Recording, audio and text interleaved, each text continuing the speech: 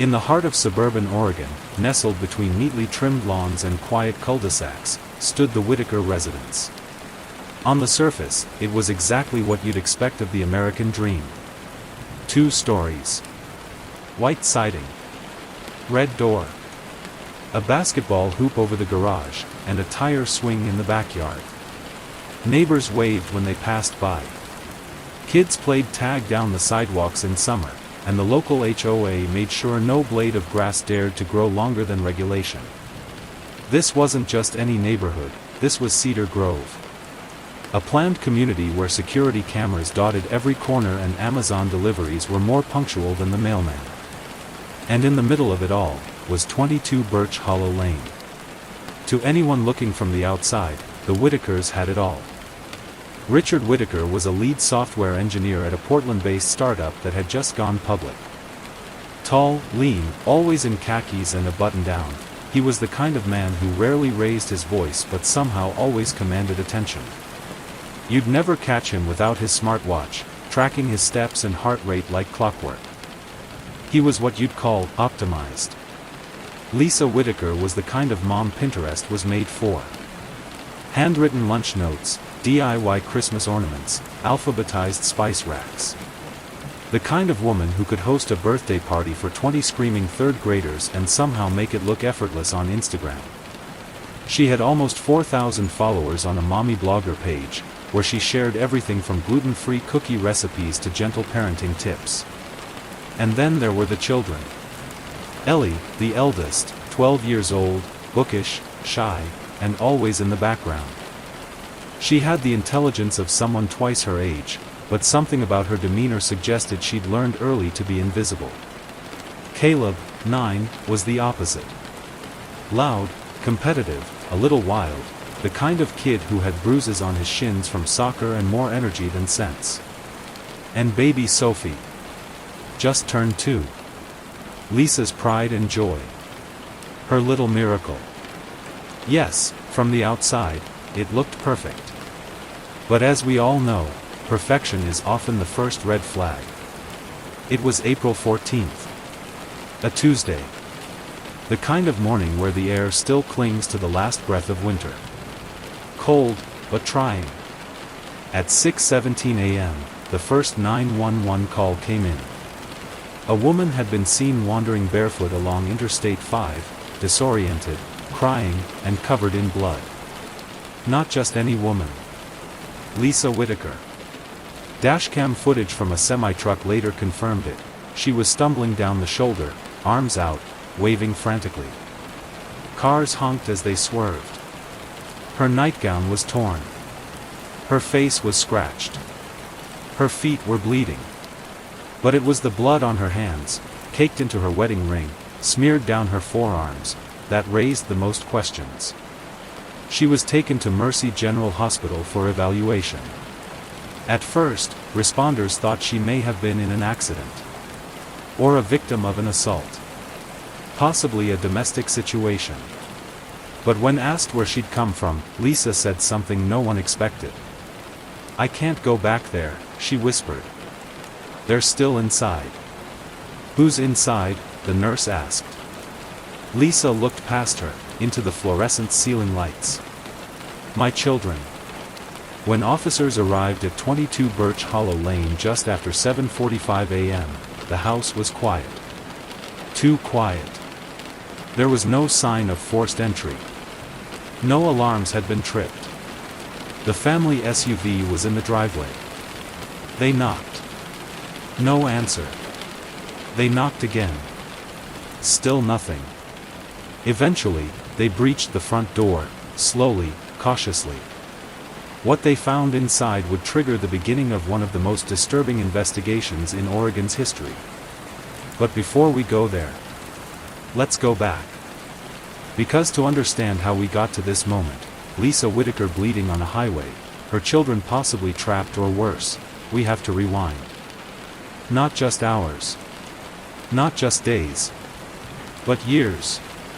The Whitakers moved into Cedar Grove in the fall of 2018.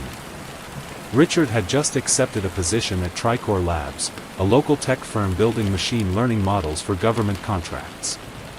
He was brilliant, there was no question. But intense. Very, very intense. According to former co-workers, Richard didn't do small talk. He wasn't rude, he just didn't seem interested in anything that wasn't directly productive.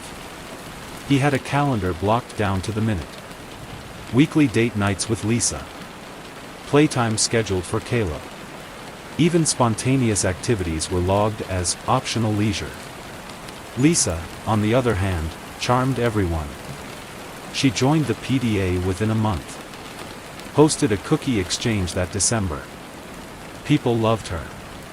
Especially at Grace Assembly Church, where the Whitakers became regulars. It's worth noting that the Whitakers weren't overly religious before Cedar Grove. But once they joined Grace Assembly, they threw themselves into it.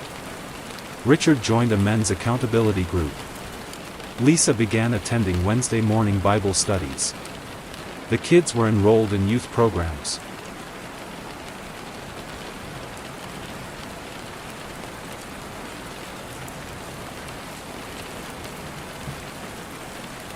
But it was also around this time, late 2019, that things started to change. Small things. Ellie became quieter at school. Teachers noted that she stopped raising her hand in class. Stopped turning in homework, too. One even scheduled a parent-teacher conference, but Lisa canceled, twice. When they finally met, Lisa insisted everything was fine. That Ellie was just transitioning. Caleb, who once played outside daily, now stayed indoors. Neighbors stopped seeing him. When they did, he seemed skittish. Avoidant. And Lisa's blog? Once updated weekly with tips and tricks and picture-perfect updates, it suddenly went dark. Her last post. Sometimes, even sunshine can burn. It got only 12 likes. So what happened inside that house? It depends on who you ask. Some neighbors say the Whitakers were just private. That maybe the stress of raising 3 kids got to them. That Lisa was overwhelmed. That Richard worked too much.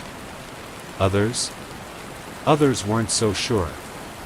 There was one neighbor, an older woman named Deirdre, who lived across the street. She claimed she heard yelling one night. Screaming, actually. It didn't sound like a fight, she later told detectives. It sounded like someone begging. But no police reports were filed. No complaints were logged. Cedar Grove prided itself on self-regulation. Problems weren't talked about, they were ignored into non-existence.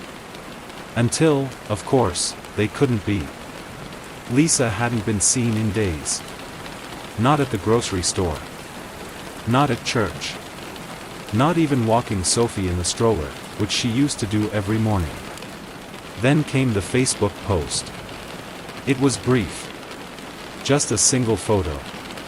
A Bible. Torn down the spine. A shadow of what looked like a handprint beside it. The caption read, "Pray harder."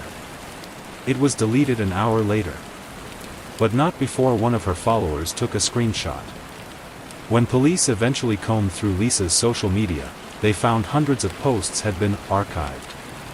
But they also found drafts, ones she never posted. One read, "I'm scared of what he'll do when he finds out I told someone."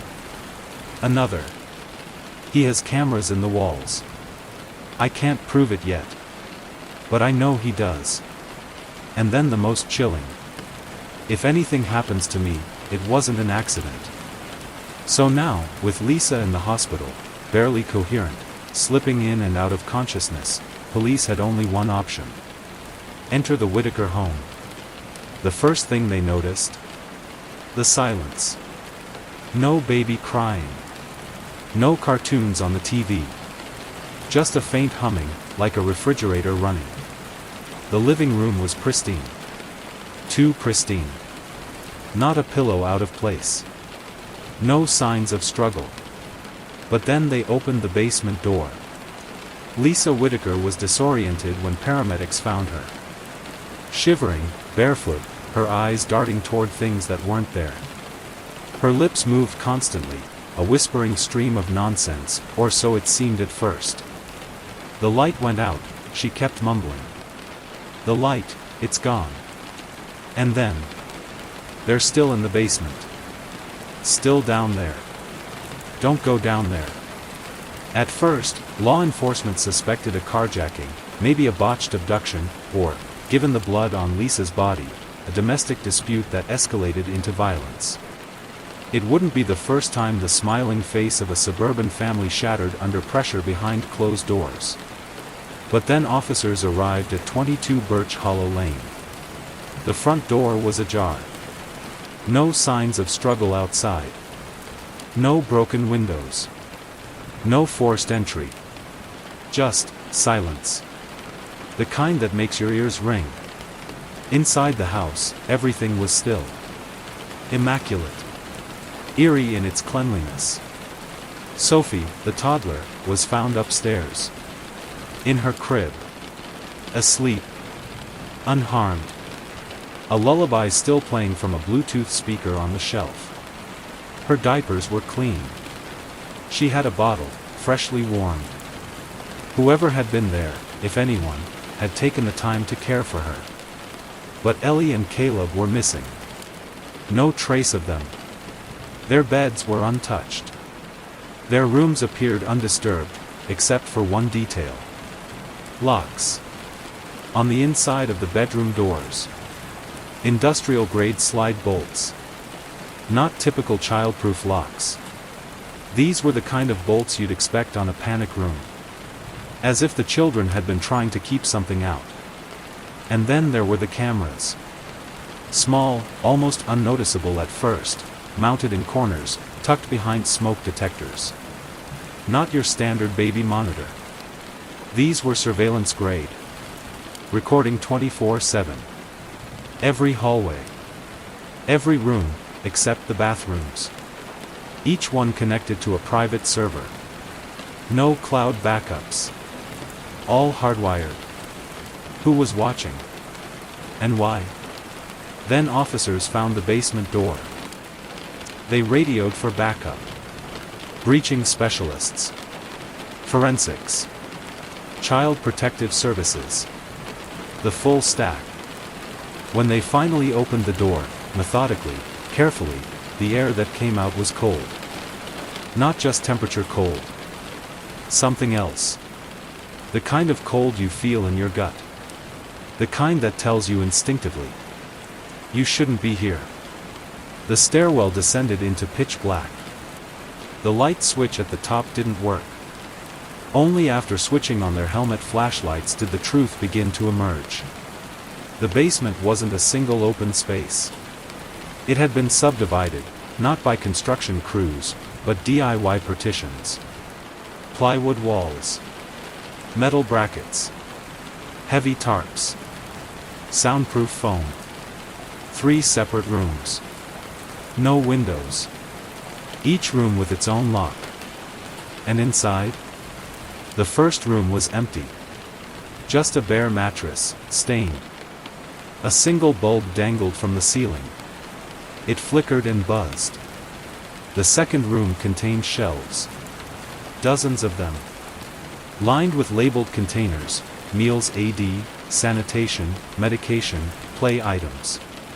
Each box was time-stamped. Tracked. Logged. This wasn't chaos. This was methodical. Organized. But it was the third room, the final room, that changed everything. Because that's where they found them. Ellie and Caleb. Alive. But pale. Thin. Unmoving. They didn't speak when officers approached.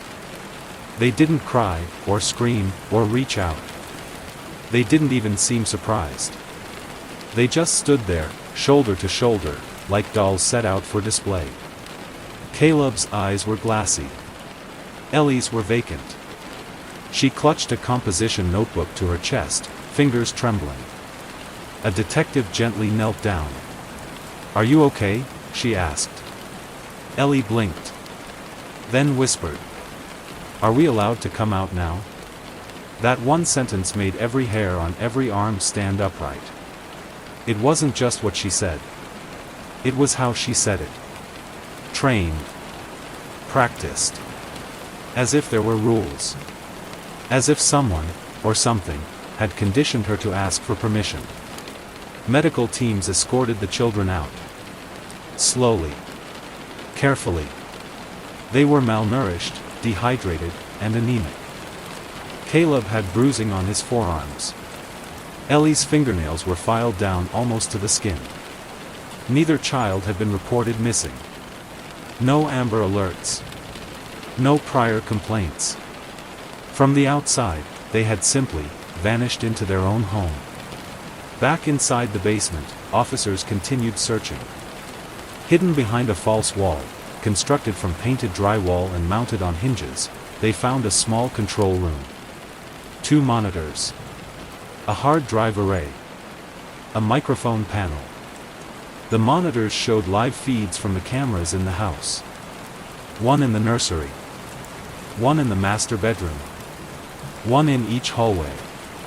One, inexplicably, in the basement itself, aimed directly at the children's rooms. The system had manual override. Which meant someone had been watching. Someone had been controlling it.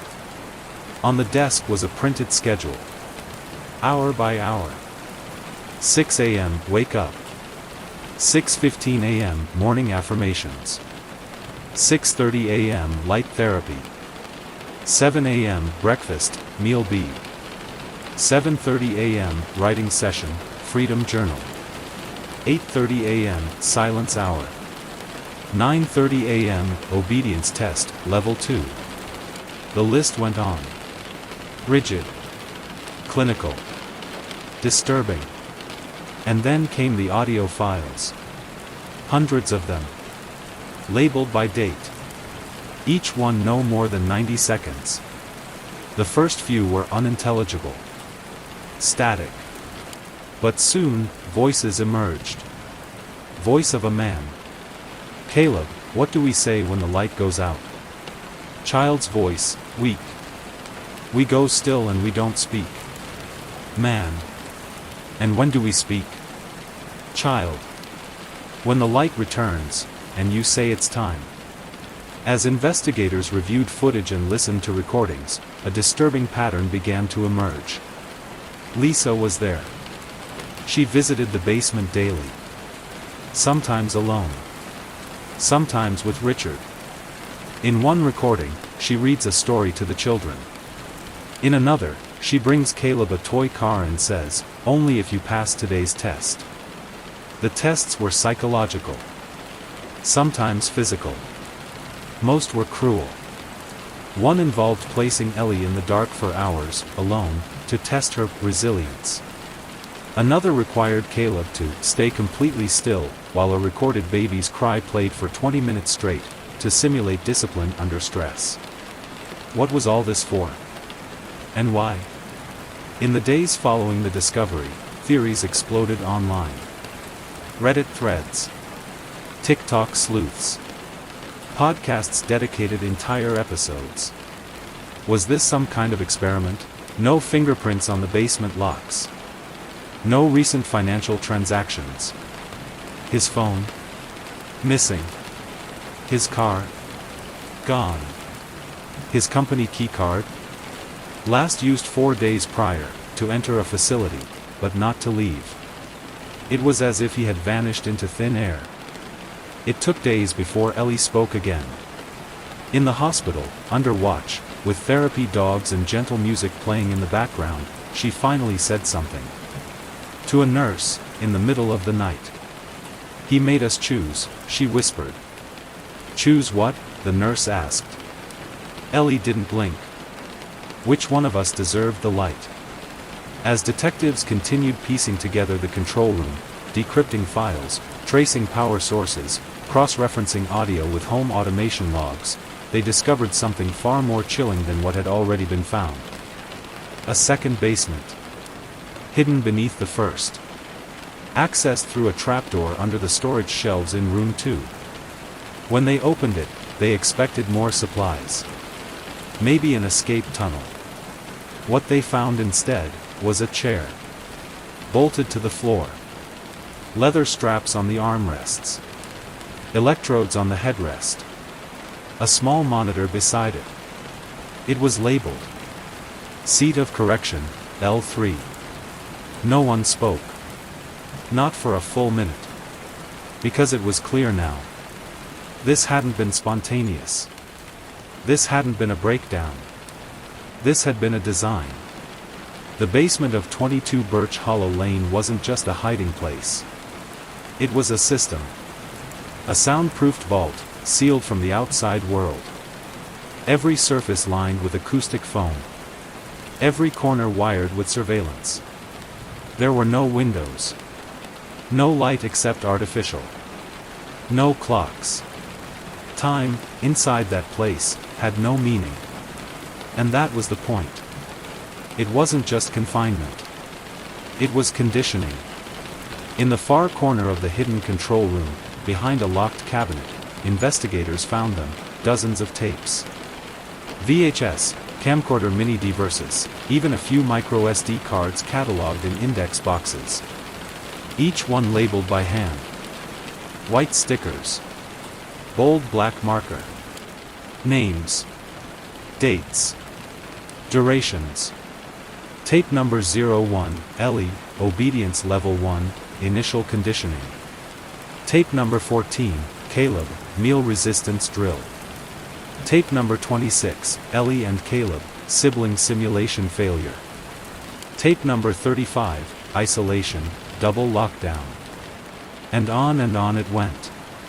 Each recording showed the children, often alone, sometimes together, being guided through a series of strange, ritualistic obedience drills. One involved standing completely still for over 90 minutes. No talking. No blinking.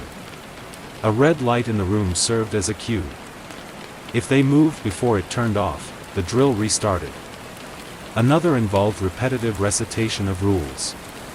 The light is safety. The dark is correction. Father knows the way.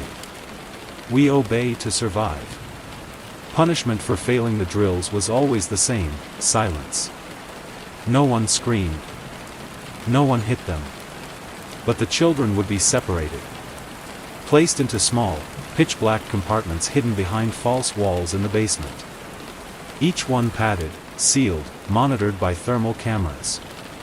The longest confirmed isolation period? 26 hours. Lisa appears in over 60% of the footage. Sometimes, she brings food. Sometimes, she bandages Caleb's skinned knee. In one recording, she sings Ellie to sleep on the floor of her cell. Cradling her. Whispering lullabies. But in other videos, her demeanor is cold. Clinical. Robotic. Tape number 23 shows her reading the Obedience Creed to the children like a schoolteacher might read multiplication tables. You are safe when you obey. You are pure when you are quiet. You are closer to God when you endure. Her tone doesn't waver. Her face shows no emotion. In that moment, she's not a mother. She's a function of the system. And the system had no space for compassion. But Richard? He was different. He didn't appear in most of the videos. Rarely spoke. But his voice, always behind the camera, was unmistakable. Calm. Precise. Devoid of rage or warmth. In one tape, Ellie is tasked with building a safe fort, using blankets and PVC pipe. She struggles. Caleb tries to help her. Richard's voice cuts in from behind the camera. No help allowed. Survival is individual. Ellie, begin again. The structure collapses a third time. Caleb begins to cry. Obedience cannot exist where emotion is unchecked, Richard says. The camera zooms in on Caleb's face. He doesn't stop crying. But he does stop moving. Then came tape number 43. Found at the bottom of the stack. slightly warped. Timestamped 3 days before Lisa was found on Interstate 5. The footage begins with the camera being set down on a table. The frame is crooked, blurry, but the audio is clear. Richard's voice. This is the final protocol drill. Full pack simulation. 6:30 a.m. execution. Light on. The camera autofocuses. We see the children. Lisa stands beside them, holding a clipboard. Her mouth is tight. Her eyes red. She doesn't look at the children. Richard continues. Ellie. Begin the safety prayer. Ellie closes her eyes and begins reciting in a flat voice. Light above us, light within. Keep us pure and free from sin. Obey the rule, complete the test. And in the light, we'll finally rest. Caleb joins in, slightly off rhythm. The camera zooms in again. Lisa speaks for the first time. You may proceed to departure phase. The children nod. They turn. They walk toward the far wall of the basement, where a large wooden cabinet is bolted shut. Richard's voice, soft, but unmistakable. We'll see who remembers the rules, when the dark returns. The children step inside. The cabinet door begins to close, and then static. A full 13 minutes of white noise. When the feed resumes, the basement is empty. The children are gone. Investigators immediately combed the cabinet area, and what they found added another layer of horror. The cabinet wasn't just a cabinet. It was a concealed pass-through. Behind it, a crawl space. Narrow. Claustrophobic. Leading to a sub-basement bunker, previously undetected. Inside, 2 more backpacks. A lantern. Bottled water. A box of protein bars. A note. Scrawled in pen. When the world ends, only the obedient survive. But there was no sign of the children. No footprints. No hair. No fingerprints. It was as if tape number 43 was the last record of them. Theories flooded in. Some believed Lisa had finally broken, that she'd used that morning to sneak the children out, setting them free before sacrificing herself on the highway. Others were convinced Richard had moved them, taken them to an unknown location, perhaps one of several properties he'd secretly purchased under a shell company in rural Oregon. But one theory chilled detectives the most. That the children were still inside the house. Hidden in a compartment they hadn't yet found. Sealed away again. Obedient. Waiting for the light to return. Just like they'd been taught. While the search continued, Lisa remained hospitalized. Her condition was classified as post-traumatic dissociative state, but that wasn't the whole story. She wasn't catatonic. She was coded. She spoke in patterns. Cycles. As if reciting scripts. One day, during a psychiatric evaluation, a specialist handed her a child's drawing found in Caleb's backpack. Lisa stared at it for 3 minutes before whispering. He made me choose the test. The garden or the pit. When asked what that meant, she looked up and said, I wanted the garden. I wanted them to grow. Another time, she was shown a still from tape number 43. She didn't blink. Then murmured. If obedience leads to safety, what happens when safety is a lie? An international manhunt began. Interpol notices. Surveillance at airports. Financial assets frozen. Nothing. Richard Whittaker had vanished completely. No credit card activity. No cell pings. Not even a burner phone trail. Only one clue was ever found. 2 weeks after Lisa was hospitalized, a small envelope arrived at Grace Assembly Church. No return address. No postage. Hand-delivered. Inside was a memory stick. And a single note, typed. Tell them I succeeded. Tell them the experiment proved the theory. The memory stick was encrypted. Federal agencies are still working to break it. Security footage from a bank ATM, dated 2 days before Lisa's breakdown, showed Richard withdrawing $800 in cash. He looks different. No glasses. Shorter hair. Wearing a hat and carrying a duffel bag. He doesn't look at the camera. He doesn't smile. But when he turns to walk away, he passes a little girl. Maybe 6 years old. She glances at him. He pauses. Then hands her something, a folded piece of paper. She shows it to her mother. The mother throws it away without reading it. Dumpster footage later recovered the note. It read, "Light follows structure.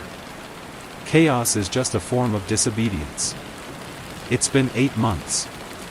Lisa remains in a private psychiatric facility. Her custody of Sophie has been revoked, and Sophie now lives with Lisa's sister in Colorado. Ellie and Caleb? Still missing. Despite hundreds of tips, search parties, cadaver dogs, sonar scans of nearby lakes, nothing has been found. The home at 22 Birch Hollow Lane has been sealed. Sold at auction to an anonymous buyer. Locals say the new owners refused to enter the basement. As for Richard Whittaker, no one knows if he's alive. But there are whispers. In Spokane, a woman claims she saw him at a hardware store. In Idaho, a family reported a drone hovering over their cabin, with a camera attached. It broadcast the words, "Training Phase Beta," before crashing. None of these have been confirmed. But one thing is certain. The light never came back on.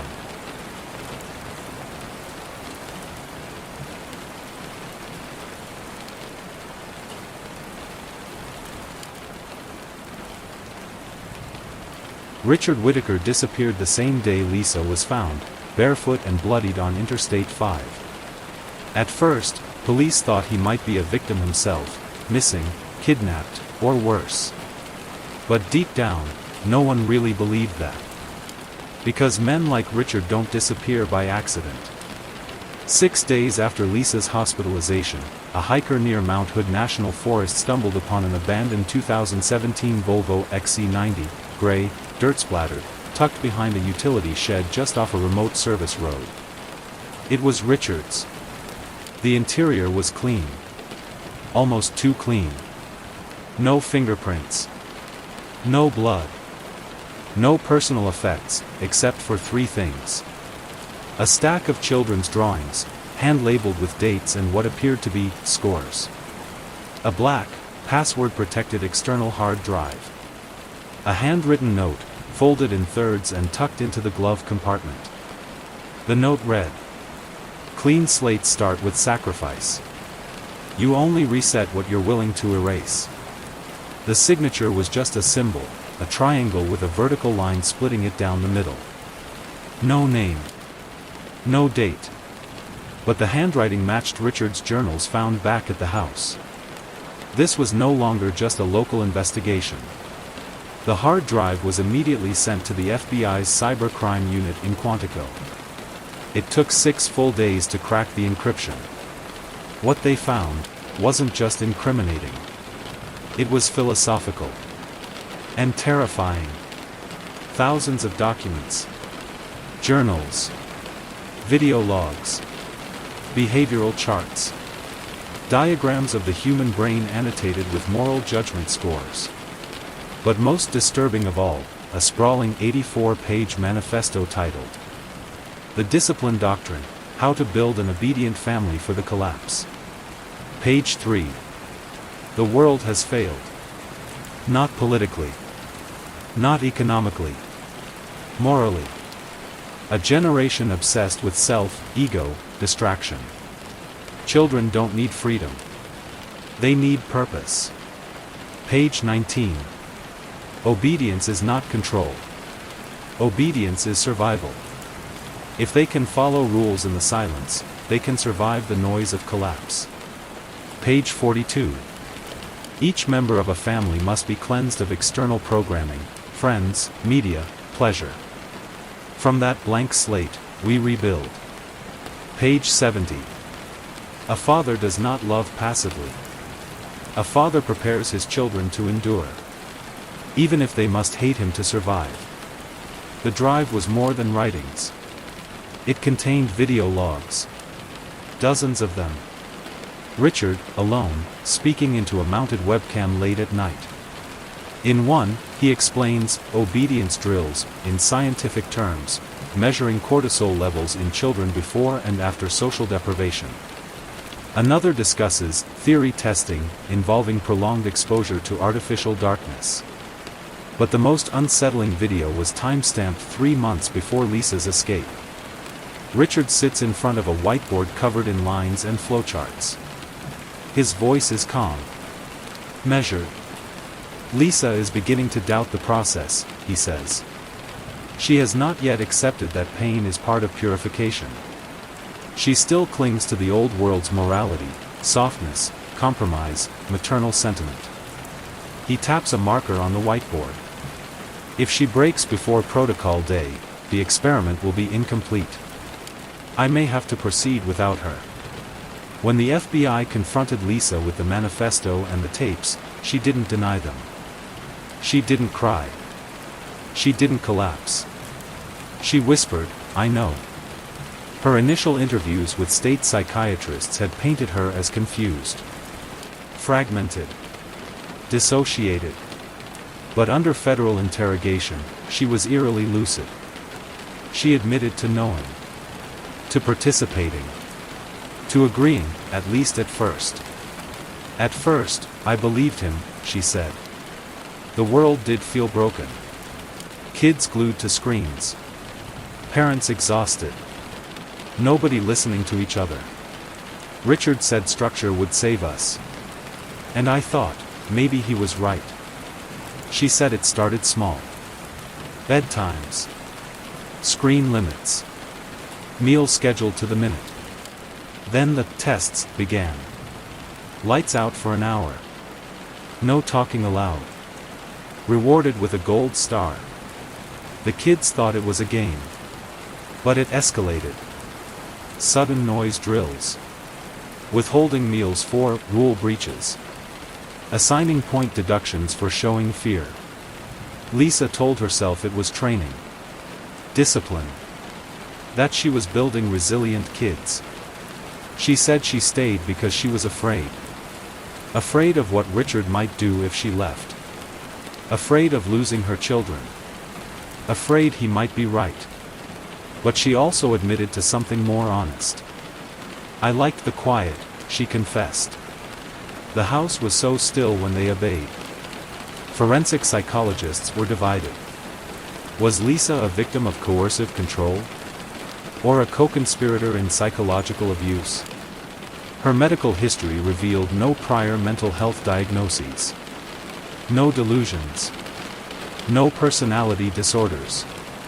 But stress, isolation, and prolonged exposure to ideology, especially within closed systems, can break anyone. One expert called it intellectual Stockholm syndrome. Another said,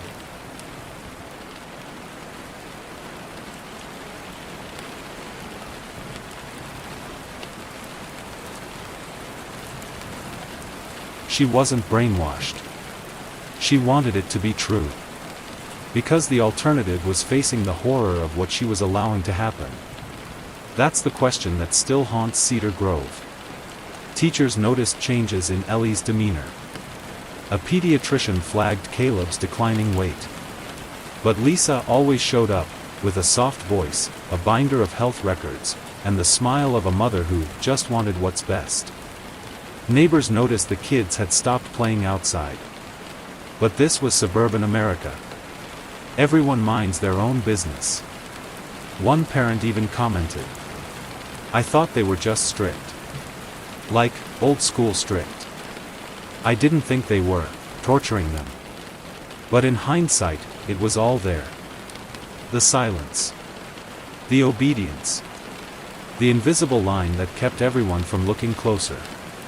And then, there was Sophie. Too young to participate in the drills. Too young to remember. But Lisa's confession revealed a horrifying truth. He had a plan for her too, Lisa whispered. He called it Phase Delta. Said she'd be purest, the one born into obedience. The nursery had hidden sensors.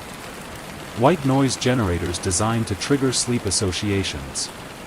Even the lullabies Lisa sang were composed by Richard, structured with subliminal phrases. The first one, discovered on a hospital recording, had the following lyrics. Close your eyes and still your breath. Obey the light, avoid the death. Quiet minds and silent feet. Only the good ones ever eat. Found in a burnt notebook beneath a floorboard in the nursery. The last page, scrawled in frantic handwriting. He wants to bury them in the dark and say it's salvation. But I heard Caleb whisper last night. He said he missed the sun. The sun. That's when I knew I had to get them out. Investigators believe Lisa drugged Richard's evening tea, a mild sedative found in her system. Enough to knock him out. She dressed the children. Packed the bags. But something went wrong. She tried to smuggle Ellie and Caleb out through the crawlspace. But Richard woke up. There was a struggle. Sophie was left in the crib, intentionally, or in the panic, no one knows. Lisa ran. She didn't make it far. By the time she reached Interstate 5, she was bleeding, disoriented, and alone. What happened to the children in those final moments, no one knows. Despite national exposure, the search for Ellie and Caleb continues. The FBI used ground-penetrating radar to scan the entire Mount Hood area. Drones. Helicopters. Forensic cadaver dogs. Nothing. No bones. No blood. No sightings. Just one final clue. A park ranger, 2 months later, reported finding a spiral pattern of stones arranged near a creek deep in the forest. In the center, a laminated copy of the safety prayer, weighted with a rock. The ranger thought it was part of a scavenger hunt and threw it away. But when the description reached investigators, they sent a team to the site. The spiral was gone. Only the rocks remained, scattered now. And beside them, wedged between roots, a child's sock. Gray. Size small. Some believe Richard is still out there. That he took the children, started over somewhere off-grid, and continues his experiment. Others believe the children escaped during the chaos. That Lisa may have led them just far enough into the woods before collapsing. One theory, more disturbing than the rest, suggests that Ellie may have led Caleb to hide, not out of fear, but out of obedience. That the drills worked. That the safety prayer became scripture. And that they are still waiting, hidden, silent, still. Until the light returns. We like to think monsters come with fangs and claws. That evil is loud, and messy, and obvious. But sometimes, evil looks like order. Sometimes, it wears a pressed shirt. Labels its containers. Packs nutritious meals. Sings lullabies. And sometimes, it believes it's saving you. It ended not with an arrest. Not with a chase. Not even with justice. It ended with a hiker, and a smell he couldn't explain. Weeks after the last known lead, after the media frenzy faded and the Reddit threads went quiet, a hiker wandering a disused trail in Columbia River Gorge came across something odd, a patch of earth, recently disturbed. No wildlife. No foliage regrowth. Just silence. He thought it was nothing. But something pulled him back, that old, primal instinct that something isn't right here. He dug with a stick. Then his hands. Just a few inches down, he hit plastic. And then bone. Police arrived within hours. A full forensic team began processing the scene. 2 child-sized remains. DNA confirmed it within days. Ellie and Caleb Whitaker. Their bodies were curled together. Caleb's arm was draped over his sister's shoulders. Both were wrapped in what appeared to be a single sleeping bag. The kind sold in bulk military surplus stores. A laminated sheet was found tucked near Ellie's feet. We obeyed. Please bring the light.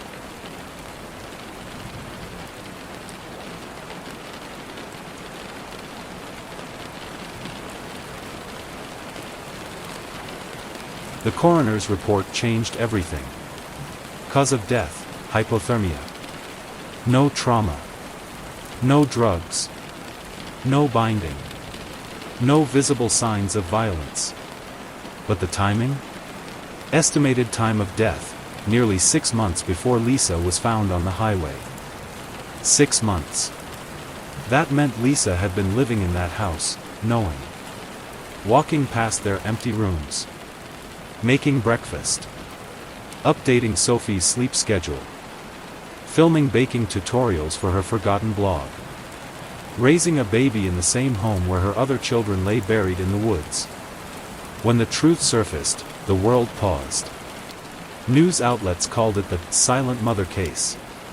Talk shows debated whether Lisa was evil or broken. Commentators called her everything from a victim of psychosis to a child killer hiding behind grief. But the facts were immutable. She had known. She had continued to feed Sophie. Decorate for Christmas.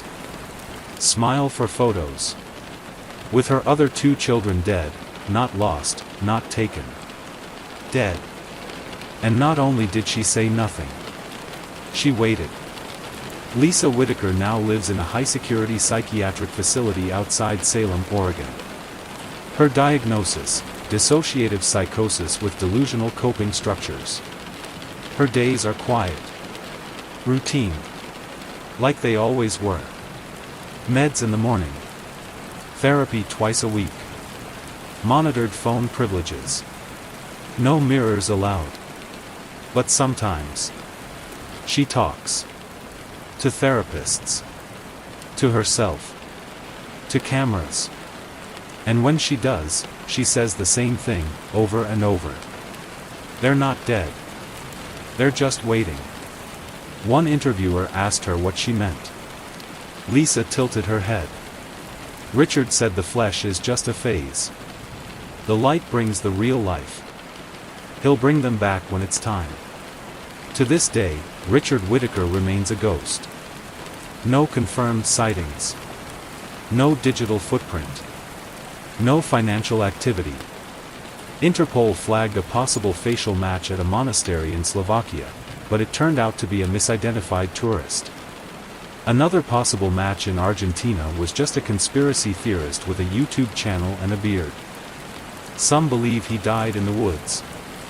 That he never made it out after abandoning the children. Others insist he planned his exit long before Lisa's breakdown, that he's overseas, rebuilding. Recruiting. Watching. The hardest theory to stomach? That he's in plain sight. At a campground. A tech job. Maybe even a church. That he's smiling, polite, well-read. That he waves at his neighbors and volunteers at his daughter's school. And no one knows. Because Richard didn't look like a monster. He looked like a father. Sophie Whitaker, the last surviving child, lives in Colorado with Lisa's older sister. She's just turned 3. According to child welfare reports, she's healthy. Sweet. Developmentally average. But quiet. Terrifyingly quiet. She doesn't cry when she scrapes her knees. Doesn't flinch at loud noises. Doesn't speak unless spoken to. And she hates the dark. At night, she sometimes sits up in bed and whispers something over and over. Her aunt recorded it once. A soft chant. Obey the light, avoid the death. Obey the light, avoid the death. They don't play lullabies in that house anymore. After the final autopsy reports, after the news cycle turned to the next tragedy, the Whitaker house was bought at auction by a development firm. The first contractor refused to enter the basement. The second claimed his dog wouldn't go near the property line. Eventually, the house was demolished. Where it once stood is now a flat lot. Fresh sod. Real estate signage reads, "Build your dream home here." But no one has. Not yet. Neighbors report flickering porch lights near midnight. Motion sensors triggered with no one there. Strange interference on baby monitors. And then there are the whispers. On windless nights, when everything is still, some say they hear it, a soft voice, repeating, "Begin the safety prayer."